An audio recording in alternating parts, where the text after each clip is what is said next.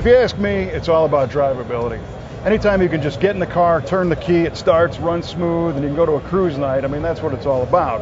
And Ken Farrell and the crew here at Professional Products have come up with some new innovations in EFI systems. In fact, this one won some awards here at SEMA. Why don't you tell me about it?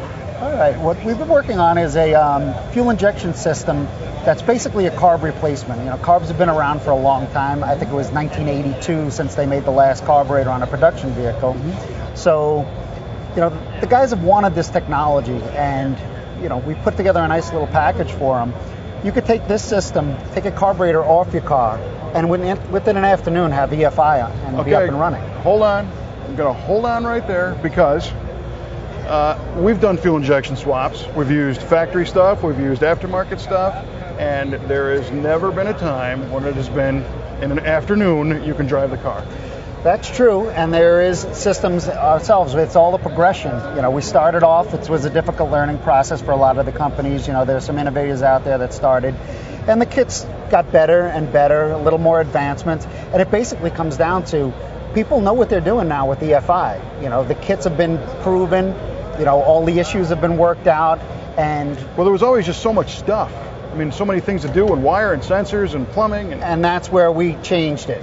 We've taken, you know, a system that required a harness that looked like a bundle of snakes, and, you know, we brought it down to a small system, a couple of wire hookup, you know, power, negative, a key, and, you know, it's still a wideband closed loop system, so we've got the adaptive learning. Guys don't need to use the laptop, and kind of bunched it up in a, you know, in a good-looking system that'll go on, take the place of a carburetor. And okay, so this is it. Now right here, we're looking at basically a throttle body, and then this looks like a carburetor. Well, it has the appearance of a carburetor. Guys in this business, from what I've found out and from myself, you know, we have this idea of what a hot rod should look like. And, you know, the throttle body system that we've come up with has the appearance of that classic muscle car look. But in turn, it still has the drivability and all the benefits of EFI. So what's in the box?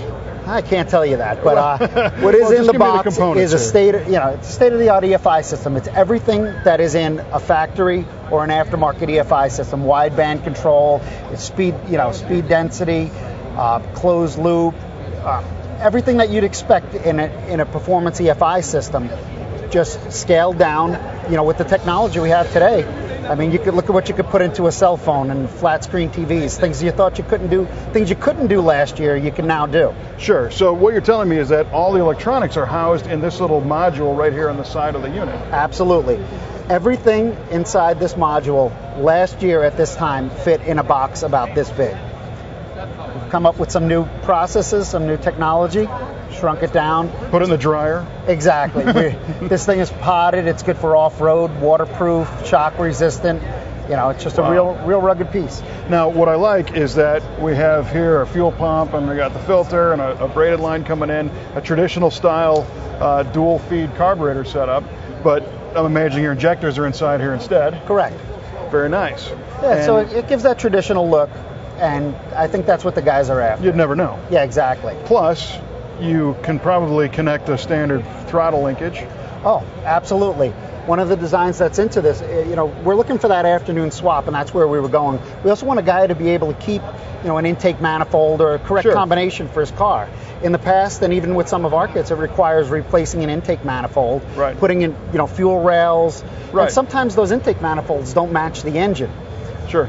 Now you can build your engine the way you want it, you know, intake manifold, dual plane intake manifold over a single plane, put, you know, the combination that you want, and then put the throttle body on top of that. Well, and you always have a lot more choices when it comes to a carburetor manifold as opposed to an EFI manifold. Yeah, There's just more of them out there. Most manufacturers, there's one EFI manifold. Right.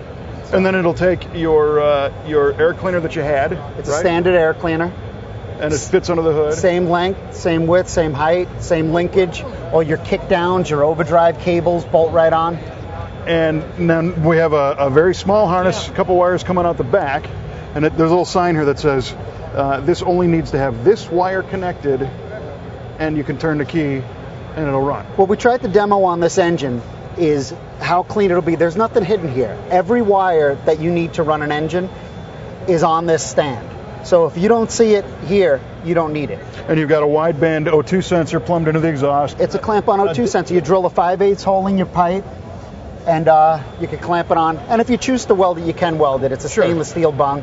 You know, if a guy has, and most people do have the welding capabilities, they can weld it on. Very cool. Now, so we've covered the hardware, covered the hard parts of what it is. What about tuning this thing, being able to modify a tune, get inside, program it? What are we talking about? Well, that's the part I really like about it. We tried to make normal people, the car guys, they're familiar with jets, they're familiar with how to tune a carburetor. We've done the same thing with an EFI system. It's an adaptive learning system, so it means the wideband, it reads the feedback in the exhaust, and the wideband will make the corrections and teach the computer. So a full closed loop system. Yeah, full closed loop wideband, and we've added the adaptive learning process. So as you drive the car down the road, the tune dials itself in. If you want to do a major change, even a nozzle change, you want to step up to higher horsepower, you're not stuck with this system. You could swap these injectors out, you could punch in a new number in the computer, and rescale it. You're on your way back down the road. Now, do I need the laptop to do this? You don't need the laptop to get started, but it is there if you want to do your tuning, just like, if a guy wanted to change jets, change your air bleeds, fuel economy, lean out the mixture, it's all available to him. Well, don't get me wrong. I mean, I fully understand that every fuel system needs to be tuned, and just the ability to be able to take it to a chassis dyno and use a laptop and dial it in is what you want to do. We recommend letting your rear tires to be the dyno. I mean, that's the way we do it. We bolt the system on, get it up to temperature, take it out for a quick little ride, and then I always found the nice little burnout dials it in pretty well. You also, I understand you guys have a new distributor that we should check out too.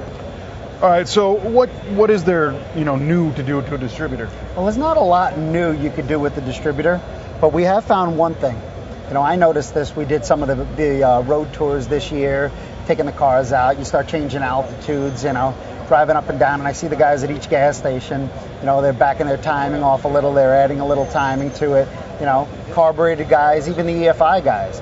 So started thinking about it, and, you've been doing this for a few years yourself, it's always that time that you want to take a couple of degrees in or out of a distributor. For changing weights and springs and bushings. You don't have a timing light with you. So came up with an idea to put an adjustment knob on the outside of a distributor where you could change half a degree per click, advance or retard. After the distributor's locked in, it's scaled on the side so you can keep track of it.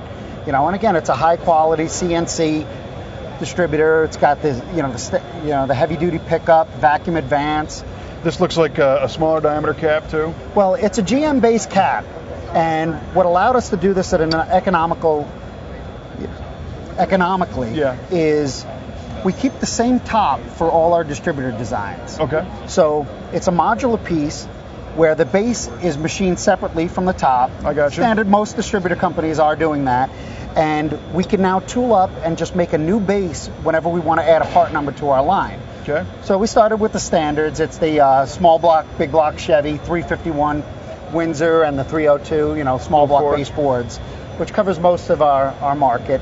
The caps are, replaceable between each of the distributors. It's the same design for all of them. Okay. Small cap, clearance, fuel good for the blowers. Numbers. Yeah, fuel part numbers. And we like to pass that savings on to the customer.